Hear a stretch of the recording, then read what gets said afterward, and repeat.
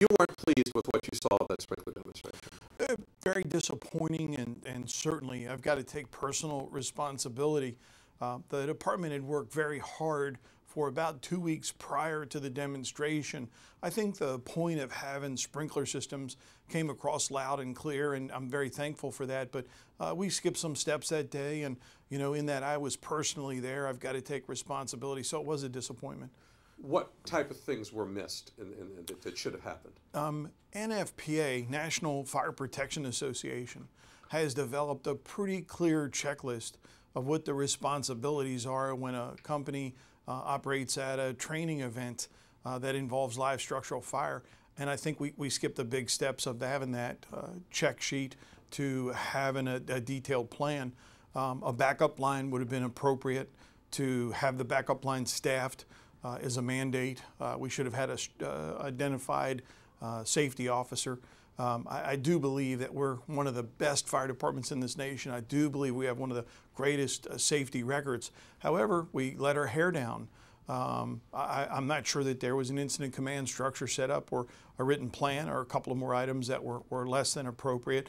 And I think it all came together in a way that caused great embarrassment for the department and potentially could have been dangerous. Thank goodness the injuries were very, very minor to one member. And the part that's still surprising to me is the turnout gear withstood that damage. In other words, the turnout gear has been cleaned, repaired, and placed back in service after a thorough inspection. With looking at Camo's video, which I can actually see you in it, with the other hours we did not, what's going through your mind when you see this? That was a very, very big disappointment. The nervousness that our members are going to be seriously injured, you can't quite get away from that. And just hoping against hope that we can take action quickly. It seemed like things happen in slow motion, and I know all the years that you've been a responder, you know what I'm speaking to. I think the phenomenon is called tachypsychia. So as I'm living through it, it was a lot worse than it was in practice, but still, those are my guys. Those are humans, those are flesh and blood.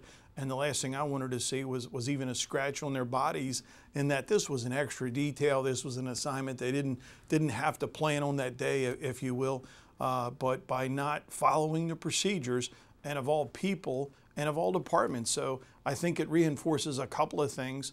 I would beg anybody who sees this program that's in my business to wear their turnout gear fully, properly, and all the time. And that was the difference in this case.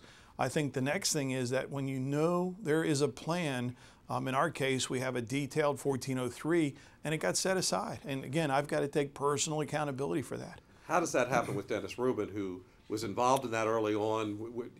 People have to ask that. If you say you're accountable, where does that fall? I'm accountable. Take whatever action you care to take against me. I've got to be the responsible party. The buck has got to stop here. I'm not sure if you want a pint of flesh or a pint of blood or a pound of flesh.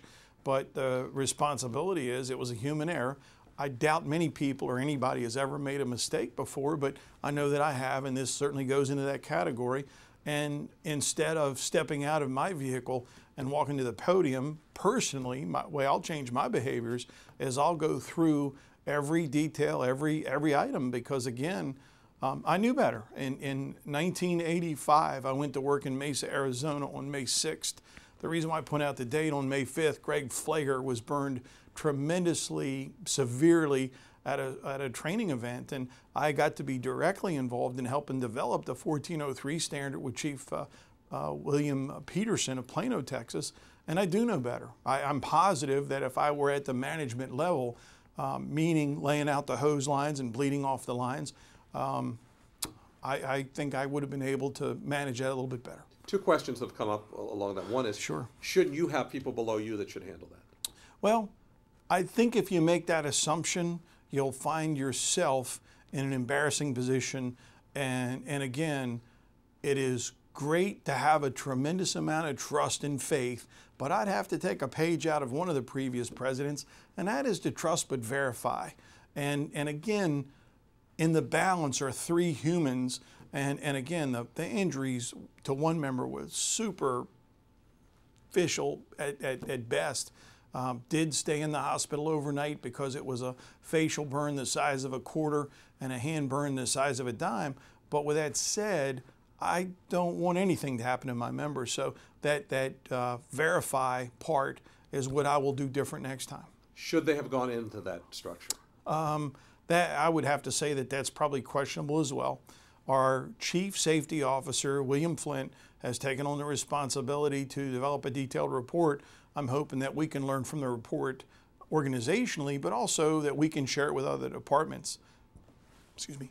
And I hope that it does add to the body of knowledge, although it becomes almost a here we go again, meaning we knew this lesson. It was something that we should have avoided and we didn't. And never let down your guard. And I'll never do that again.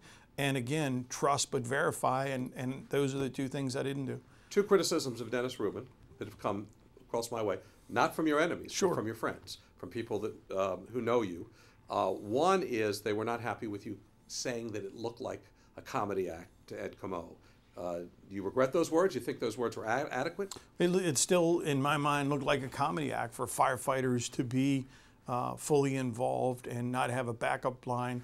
I'm going to stand by that. Okay. The other one is a little harsher. Is that maybe Dennis Rubin's eye wasn't on the ball because he's doing other things. He speaks around the country. He does things like that. Oh, I see.